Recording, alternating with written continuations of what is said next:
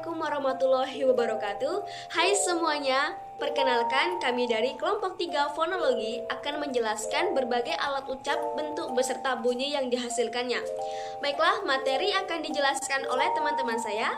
Langsung saja. Pengertian alat ucap. Menurut Chir, alat ucap adalah organ tubuh pada manusia yang berfungsi dalam pengucapan bunyi. Sedangkan menurut Kamus Besar Bahasa Indonesia, alat ucap adalah organ pada tubuh manusia yang berfungsi dalam pengujaran bunyi bahasa. Baik, di sini saya akan menjelaskan komponen alat ucap. Terbentuknya bunyi bahasa disebabkan oleh 4 hal. 1. Udara yang keluar dari paru-paru melalui tenggorokan. 2. Artikulator, yakni bagian alat ucap yang dapat digeser. 3. Artikulasi, yakni bagian alat ucap yang menjadi pusat tujuan artikulator. 4. Oronasal, yakni jalan keluarnya udara, yaitu mulut atau hidung. Alat-alat tubuh yang dipergunakan dalam berbicara dapat dibedakan atas 3 komponen atau sistem. 1. Komponen subglotal, 2. Komponen laring, 3. Komponen subtraglotal. Untuk lebih lanjutnya akan dijelaskan oleh rekan saya. Berikut akan saya jelaskan mengenai komponen subglotal. Komponen subglotal terdiri atas paru-paru kiri dan kanan, saluran bronkial dan saluran pernapasan trakea. Di samping ketiga alat itu masih ada lagi alat-alat tubuh yang termasuk di dalam komponen ini, yaitu otot-otot paru, otot perut, dan rongga dada. Komponen ini dipergunakan terutama untuk proses pernapasan. Sistem pernapasan pada dasarnya adalah mengalirkan udara melalui saluran yang menghubungkan udara luar dan paru-paru. Jika udara mengalir ke dalam paru-paru, proses ini disebut menarik napas. Sebaliknya, apabila arus udara mengalir keluar, proses itu disebut menghembuskan napas. Yang kedua, komponen laring. Laring ialah kotak yang terbentuk dari tulang-tulang rawan. Pada dasarnya, laring ini terdiri atas tulang rawan krikoid. Nah, tulang rawan krikoid ini ialah tulang yang berbentuk melingkar yang terdapat pada bagian atas trakea. Kemudian, posisi laring itu sendiri ialah menggantung pada tulang hyoid di bagian leher. Pada tulang hyoid ini tergantung pula tulang rawan hyoid yang berfungsi sebagai pelindung. Kemudian, pada bagian belakang tulang krikoid yang membesar terdapat sepasang tulang rawan yang disebut dengan tulang rawan arytenoid. Pada bagian dalam tulang arytenoid ini melekat ujung-ujung sepasang pita suara yang terentang ke depan dan melekat pada dinding tulang tiroid yang biasa kita kenal dengan jakun. Di atas pita suara itu pula terdapat sepasang pita suara palsu. Baiklah, saya akan menjelaskan apa itu komponen supraglotal. Komponen supraglotal terdiri dari 3 rongga yang berfungsi sebagai kotak resonansi dalam pembentukan suara. Biasanya rongga-rongga tersebut dikenal dengan sebutan saluran suara. Rongga yang pertama yaitu kerongkongan atau biasa dikenal dengan faring. Kerongkongan merupakan tabung udara yang terletak di atas laring dan bercabang di sebelah atas rongga mulut dan rongga hidung. Rongga yang kedua yaitu rongga hidung. Rongga hidung memiliki dimensi dan bentuk yang tetap seperti badan biola. Rongga hidung ini hanya berfungsi sebagai resonansi dalam pembentukan bunyi. Dan yang ketiga yaitu rongga mulut.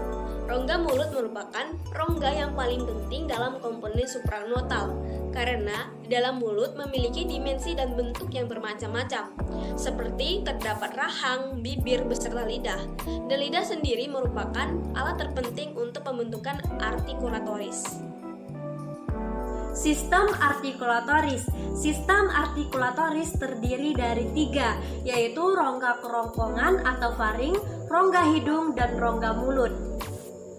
Rongga kerongkongan atau faring terletak di atas laring, bercabang di sebelah atas, berwujud rongga hidung dan rongga mulut. sedangkan perannya hanya sebagai tabung udara yang akan ikut bergetar apabila pita suara menimbulkan getaran pada arus udara yang melewati paru-paru. Rongga hidung. Rongga hidung merupakan rongga yang memiliki dimensi dan bentuk yang tetap seperti badan biola. Fungsinya atau perannya hanya sebagai tabung resonansi. Apabila arus udara pada paru-paru menimbulkan getaran pada saat melalui pita suara, getaran itu juga akan menggetarkan udara yang ada di rongga kerongkongan, rongga mulut, serta udara yang ada di rongga hidung. Rongga hidung merupakan rongga yang paling terpenting di antara ketiga rongga yang ada di supracrotal karena memiliki aneka beragam dan bentuk yang beragam. Hal ini karena adanya mobilitas rahang, mulut, serta lidah. Alat ucap manusia yang digunakan untuk membentuk bunyi bahasa adalah sebagai berikut: rongga hidung, lelangit keras, depan lidah, gigi atas, bibir atas, ujung lidah, bibir bawah, gigi bawah, dagu, gusi, tengah lidah. Rongga mulut, lelangit lembut, anak teka, belakang lidah, rongga teka, akar lidah, epiglotis, pita suara, dan tenggorokan. Selanjutnya, fungsi dan cara kerja. Fonetik organis atau artikulatoris. Fonetik organis ini mendeskripsikan cara membentuk dan mengucapkan bunyi bahasa, serta pembagian bunyi bahasa berdasarkan artikulasinya. Fonetik ini sebagian besar termasuk ke dalam bidang garapan linguistik. Bunyi bahasa dapat dibagi menjadi dua, yaitu yang pertama, bunyi segmental, yang kedua, bunyi suprasegmental. Proses terbentuknya bunyi bahasa secara garis besar terbagi atas 4, yakni proses keluarnya bunyi bahasa dari paru-paru. Yang kedua, proses fonasi, yaitu lewatnya bunyi dalam tenggorokan. Yang ketiga, proses artikulasi, yaitu proses terbentuknya bunyi oleh artikulator. Dan yang keempat, proses oronasal, yaitu proses keluarnya bunyi melalui mulut atau hidung.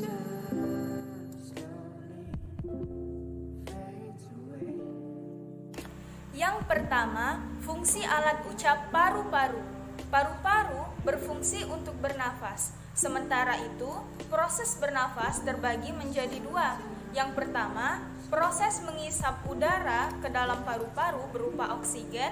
Dan yang kedua, proses mengeluarkan udara dari dalam paru-paru berupa karbon dioksida.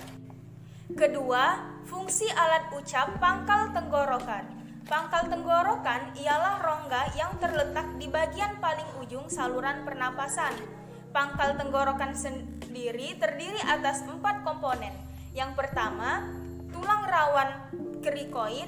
Yang kedua, tulang rawan aritenoid.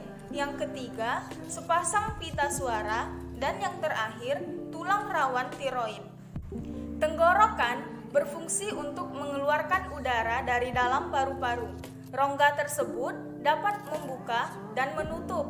Jika ia membuka, maka bunyi yang dihasilkan ialah bunyi vokal. Sebaliknya, jika ia menutup, maka bunyi yang dihasilkan ialah bunyi konsonan. Teka merupakan alat ucap yang terletak di pangkal tenggorokan dan rongga mulut beserta rongga hidung. Teka sendiri berfungsi sebagai saluran udara yang akan bergetar atau bergerak bersamaan dengan pita suara. Biasanya bunyi yang dihasilkan oleh teka ini disebut dengan faringal. Fungsi pita suara. Bunyi yang dihasilkan oleh pita suara diatur oleh sistem otot aritenoid. Pita suara dapat membuka luas dan menutup. Fungsinya sebagai katup yang mengatur jalan udara dari paru-paru ke tenggorokan.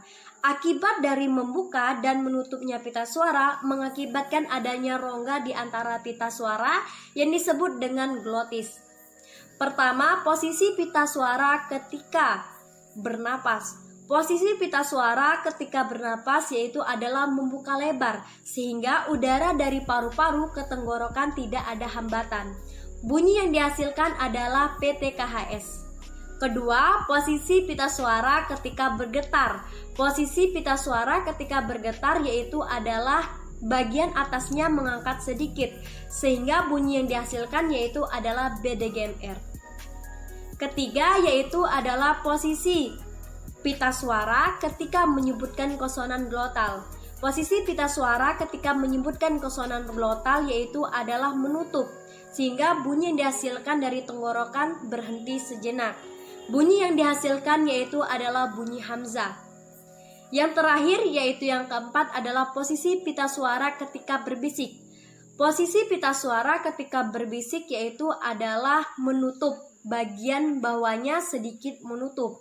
Nah, pada saat itu udara yang masuk agak kurang dan penyebutan bunyinya agak tidak jelas. Materi selanjutnya adalah langit-langit lunak dan anak teka. Langit-langit lunak dan bagian ujungnya yang disebut anak teka dalam menghasilkan bunyi bahasa dapat turun atau naik. Materi selanjutnya langit-langit keras atau palatum. Langit-langit keras merupakan susunan tulang belulang. Bagian depannya mulai dari langit-langit cekung ke atas, kemudian diikuti oleh bagian belakang yang lunak.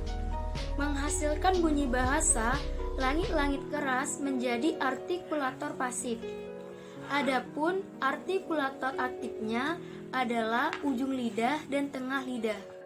Bunyi yang dihasilkan oleh langit-langit keras disebut bunyi palatal, sedangkan bunyi yang dihasilkan oleh ujung lidah disebut bunyi afikal. Bunyi yang dihasilkan oleh tengah lidah disebut bunyi medial.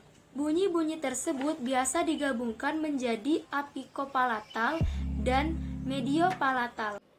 Gusi atau alveolum. Gusi merupakan tempat tumbuhnya gigi. Gusi dapat disebut daerah kaki gigi. Dalam membentuk bunyi bahasa, gusi merupakan titik artikulasi, sedangkan artikulator aktifnya ialah ujung lidah. Bunyi yang dihasilkan oleh gusi disebut bunyi alveolar.